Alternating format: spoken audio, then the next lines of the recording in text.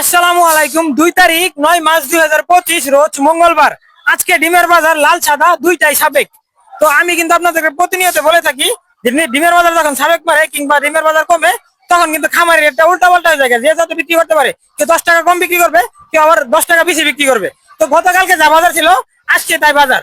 বাজারটা কত আপনারা এটা বুঝে নেবেন, যারা ব্যবসা করে কিংবা ডিম বিক্রি করে তারা কিন্তু বুঝে। এটা কিন্তু একটা টেকনিক যে ডিমের বাজার সাবেক কিংবা 10 টাকা 20 টাকা বাড়ছে। যদি আপনি ডিমের দামটা যদি মানে বলে দেন যে আজকে এত টাকা, 12 টাকা, 13 টাকা বা 9 টাকা, 8 টাকা, তাহলে কিন্তু এটা আপনার মানে একটা বাজার ঘাটে একটা উল্টা পাল্টা হয়ে যায়। তো এই টেকনিকটা কিন্তু ভালো যে ডিমের বাজার আজকে সাবেক কিংবা আজকে ডিমের বাজার 10 টাকা বাড়তি।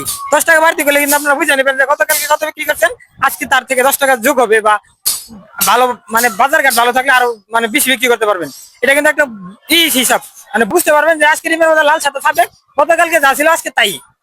এটা বুঝার একটা টেকনিক। আর ডিমের বাজার বলা যাবে না, বললে পাবলিকেরা উল্টা পাল্টা বোঝার নাই আর কি মনে করেন সমস্যা হয়। তো ডিমের বাজার আজকে লাল সাদা দুটাই সাবেক। গতকালকে যা বিক্রি করছেন আজকে তাই বিক্রি করবেন।